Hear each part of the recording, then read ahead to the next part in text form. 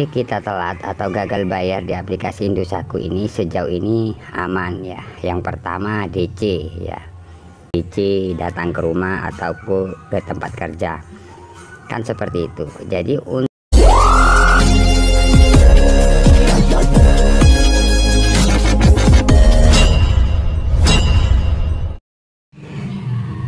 Assalamualaikum warahmatullahi wabarakatuh. Balik lagi teman-teman di channel Markas Pinjol. Oke teman-teman, seperti biasa di video kali ini saya akan membahas lagi tentang aplikasi Indosatku ya. Dimana di aplikasi Indosatku ini sudah telat ya atau gagal bayar teman-teman ya.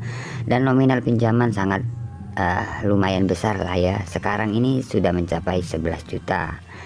Jadi buat teman-teman yang saat ini terjerat di aplikasi Indosatku, kalian bisa tonton terus video ini agar teman-teman tidak panik lagi. Misalkan kalian masih belum mampu bayar atau masih nunggu gajian atau masih intinya belum bisa melunasi lah tagihan di aplikasi Indosatku ya. Nah, di sini saya akan menjelaskan karena di sini kami mempunyai pinjaman di aplikasi Indosatku ini sekitar 11 juta ya. Itu plus bunganya atau dendanya seperti itu teman-teman ya. Oke, seperti biasa yang pertama-tama di sini saya akan buka aplikasi Indosatku ya.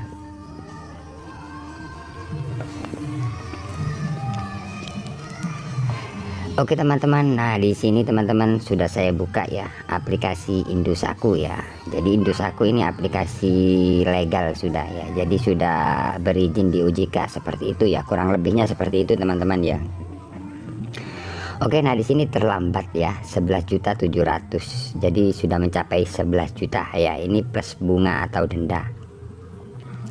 Oke, langsung ke pembayaran angsuran. Nah, di sini teman-teman ada tiga cicilan ya. Jadi 3 tahap untuk pembayaran itu. Untuk cicilan yang pertama itu sudah telat ya, dengan nominal 9.380.000. Keterlambatan 56 hari ya. Jadi sudah hampir 2 bulan ya. Yang cicilan pertama 9 juta. Ini plus bunganya juga. Ini 9.380.000 ini plus bunganya sudah, jadi bertambah otomatis seperti itu. Nah, misalkan teman-teman bertanya, Bang, untuk bunganya berapa?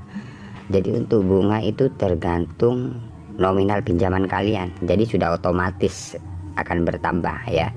Jadi misalkan teman-teman yang bertanya, Bang, untuk dendanya 1 hari berapa? Itu tergantung pinjaman kalian ya. Nominal besarnya berapa, jadi otomatis sudah bertambah ya di aplikasinya. Jadi teman-teman bisa lihat di aplikasinya seperti itu kalau untuk bunga ya. Oke, kemudian untuk periode 2 1.582.000 ya. Ini untuk cicilan yang kedua sudah telat 41 hari teman-teman ya. Ini sama juga, jadi bertambah untuk bunganya ya. Selama kita masih belum bayar, masih belum nyampe 3 bulan, biasanya untuk bunga itu tetap berjalan. Tapi misalkan sudah lewat 3 bulan biasanya sudah berhenti ya, sudah tidak nambah lagi seperti itu ya. Karena ini pinjaman ini pertama awal itu kalau nggak salah ya, seingat saya itu sekitar 8 juta ya. Dan sekarang sudah mencapai hampir 2 bulan, ini sudah mencapai 11 juta. Jadi bertambah terus seperti itu teman-teman ya. Oke, untuk cicilan yang kedua sudah telat, dan yang ketiga ini sudah telat 11 hari ya, dengan nominal cicilan 742.000. Oke, jadi total keseluruhan ini teman-teman 11 juta ya. 11.700.000. Jadi setiap hari ini masih tetap berjalan selama kita masih belum 3 bulan, melewati 3 bulan ya. Jadi untuk bunga itu otomatis bertambah sendiri. Jadi buat teman-teman yang misalkan teman-teman ingin tahu untuk bunganya, kalian bisa cek aplikasinya, itu akan otomatis bertambah seperti itu. Oke, di sini saya akan menjelaskan teman-teman ya. Jadi kita telat atau gagal bayar di aplikasi Indosatku ini sejauh ini aman ya. Yang pertama DC ya. DC lapangan, karena teman-teman misalkan telat itu biasanya yang ditanyakan itu DC lapangan ya. Takut DC datang ke rumah ataupun ke tempat kerja, kan seperti itu. Jadi untuk DC lapangan Indosatku ini masih belum ada ya. Jadi buat teman-teman tidak usah panik, tidak usah takut. Misalkan kalian dapat WA tim kolektor mau datang ke rumah, ke tempat kerja itu sudah biasa, karena memang resikonya kalau kita telat bayar. Contohnya seperti ini, kalian akan dapat WA dengan cara-cara ya penagihan ya. Ya seperti itu, kalian nggak usah panik. Misalkan kalian tidak panik, kalian respon aja dengan baik, itu tidak bakalan datang untuk DC ya. Karena sejauh ini untuk pengalaman saya di aplikasi Indosat ini masih belum ada DC yang datang ke rumah. Tapi misalkan kita telat 1 minggu, 2 minggu, ya bahkan 3 minggu, biasanya kita dapat WA atau telepon ya bahwasanya tim kolektor itu mau datang ke rumah ataupun mau datang ke tempat kerja, seperti itu. Kebanyakan teman-teman yang dipanikkan atau ditakutkan itu biasanya tim kolektor mau datang ke tempat kerja. Itu benar nggak Bang? Itu yang sering ditanyakan. Itu tidak akan ada ya, atau ke tempat kerja ataupun ke rumah melalui RT RW itu tidak bakalan ya. Karena sepengalaman saya memang seperti itulah. Kalau kita telat pastinya dapat WA, itu hanya gertakan saja. Jadi kalian gak usah terlalu panik ataupun ketakutan yang berlebihan, karena pinjaman online resikonya memang kalian akan diteror dengan cara-cara seperti itu teman-teman ya.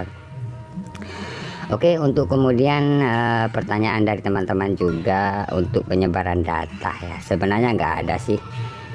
Kalau dari pinjaman online legal, asalkan kalian selalu merespon, misalkan ada tagihan kayak contoh telepon, WA kayak gitu, misalkan kalian telepon, kalian angkat, ada WA kalian respon, beberapa aja, jangan selalu respon. Kalau kalian merespon tidak akan tidak bisa bekerja istilahnya, karena dari pihak pinjol kalau kita WA balas, selalu balas, dari pihak pinjolnya selalu ngotot seperti itu ya. Tapi beberapa aja kalian balas seperti itu, agar apa? Agar tidak ada yang namanya ya menghubungi di luar kondar ataupun sebar data. Sebenarnya nggak ada, yang penting kalian respon aja, gitu aja kok ya. Tapi pertanyaan yang paling sering ditanyakan itu DC ya. Jadi untuk pinjaman sebesar ini teman-teman, untuk DC masih belum ada. Tapi sepengalaman saya untuk aplikasi ini nggak ada DC lapangannya ya. Jadi kalian santai lah ya. Misalkan kalian masih belum ada dana, masih belum bekerja karena nggak bisa melunasi seperti itu, kalian santai aja, jangan terlalu panik ya. Biar apa ya, biar kalian bisa aktivitas. Kalau kalian selalu panik, takut, kalian ya kepikiran terus kan, seperti itu. Jadi intinya di video ini saya berbagi pengalaman ya. Untuk DC Indosat ini masih belum ada teman-teman ya, jadi aman ya, seperti itu. Jadi kalian gak usah panik, respon aja dengan baik ya. Lakukan aktivitas seperti biasa, karena resikonya misalkan kalian telat bayar contohnya seperti ini ya, pastinya di WA, di telepon itu aja kok. Jadi kalian balas, respon aja dengan baik ya. Memang kalau kita respon tetap aja dari pihak pinjol tidak mau tahu alasan apapun, tapi setidaknya teman-teman balas aja lah ya, sekali-sekali seperti itu ya. Oke teman-teman, buat teman-teman yang bertanya, Bang apakah aplikasi Indosat BI checking misalkan kita seterusnya gagal? Ya bisa saja, karena ini pinjaman online legal ya. Kalau yang legal biasanya BI checking ya, kalau yang ilegal enggak, seperti itu. Oke teman-teman, jadi untuk informasi ini di sini saya tidak mengajarkan kalian untuk gagal bayar, tidak ya.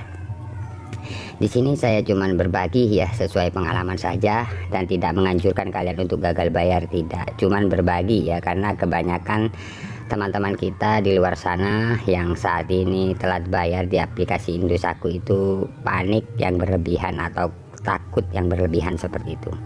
Jadi santai aja teman-teman, misalkan kalian masih nunggu gajian atau masih belum mampu bayar, kalian respon aja dengan baik. Itu tidak akan ada yang namanya DC datang ke rumah ya.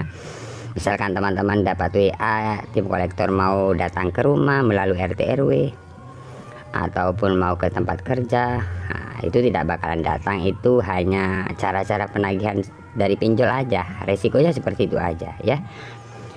Oke, kiranya cukup sampai di sini saja. Semoga video ini bermanfaat. Jangan lupa like, komen, dan subscribe channel ini agar channel ini semakin berkembang dan selalu memberikan info-info tentang seputar gagal bayar pinjaman online.